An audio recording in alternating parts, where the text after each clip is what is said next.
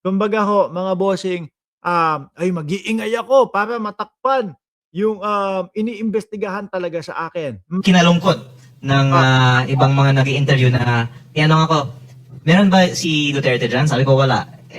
Parang Ito ko. hindi yun yung sagot na gusto nilang marinig eh.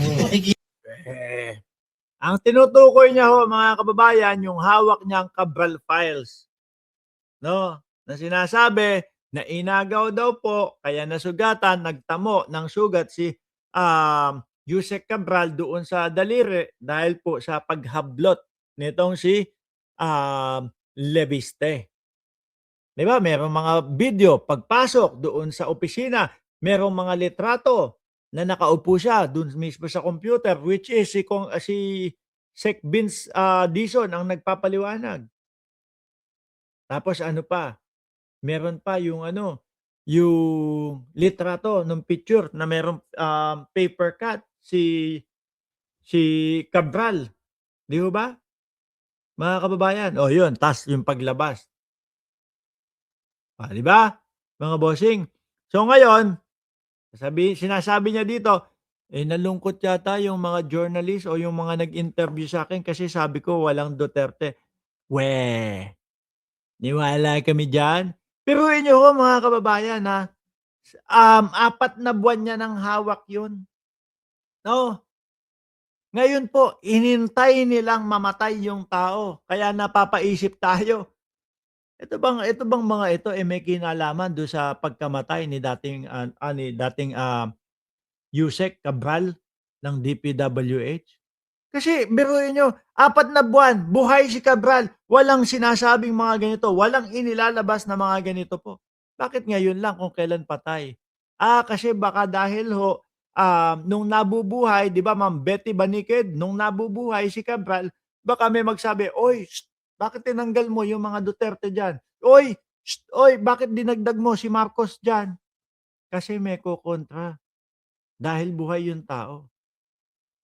Pero kapagka patay, sino nga naman ang magpapatotoo doon sa 4 na buwan niya ng hawak na Cabral files, 'di ba? Sino nga naman ang magsasabi, "Uy, hindi totoo 'yan." 'No, wala na yung tao. Kaya sorry, oy Leviste, kung minsan naiisip ko na baka kayo isa dun sa mga nagpatira diyan. 'Di ba? Sabi ni Ma'am Neng Gigi, tama siguro theory ko, pinapatay talaga para ma-release nila yung fake na files.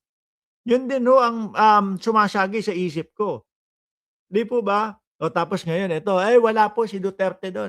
Sino pa magpapatunay na totoo yung sinasabi mo, na hindi niyo dinagdag bawas yan? Tapos ang interview doon pa sa mga vlogger sa SMNI. Oh, Kita nilang may leaning dito sa kabila, matitindi. Talagang binabakbakan nila ng tanong, nakakala naman nila, kaya nila.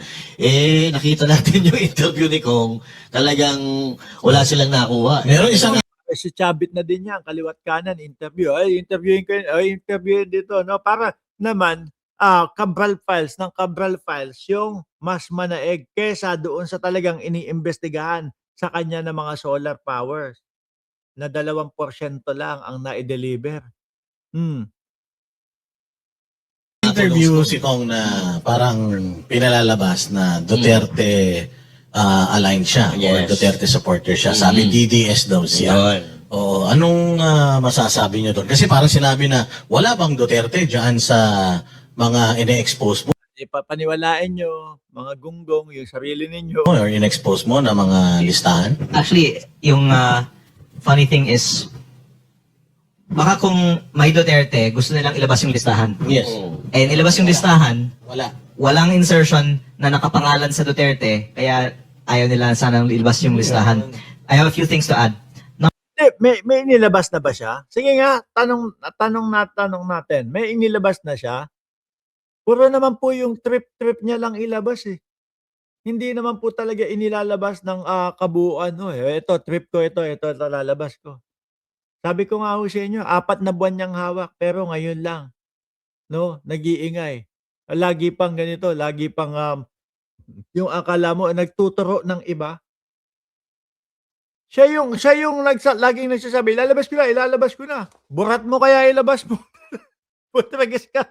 nainip na kami, kakalabas mo, ilalabas ko na, ilalabas ko na, ilalabas ko na. Wala naman, takot, duwag, maglabas naman ho. 'Di ba? Kumbaga pampaingay lang. Pampa-hype dito sa Cabral Files na wala ng bisa ho 'yan. Bakit ho?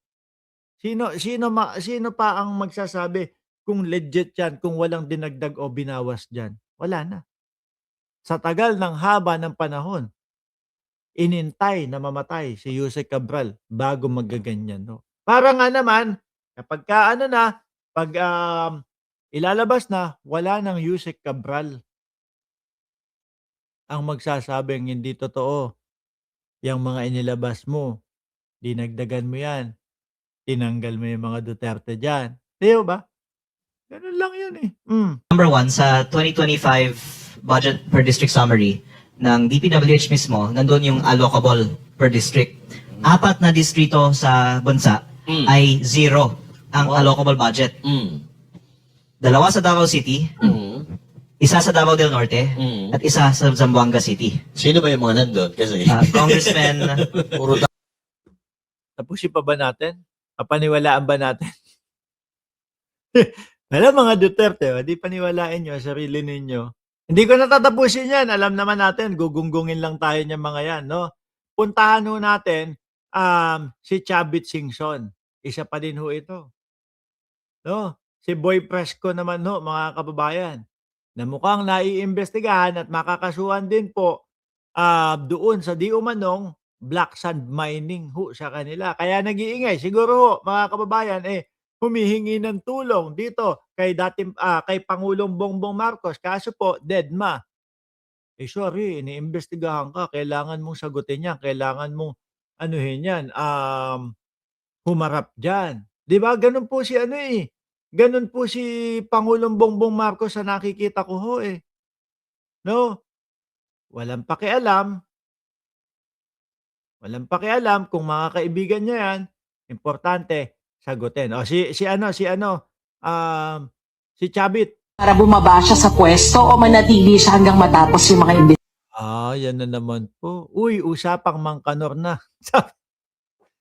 Usapang Chavit Singson na. Oo. investigasyon. Ang advice ko sa my former friend, Ayip. Akala yata malaerap si Pangulong Bongbong Marcos. No? Hirap na hirap. Si Chavit. Ine-expect niya kapag kayong pumupunta siya doon sa mga sa mga rally, doon sa EDSA. Ang expect niya sisigawan siya, Chavit, Chavit.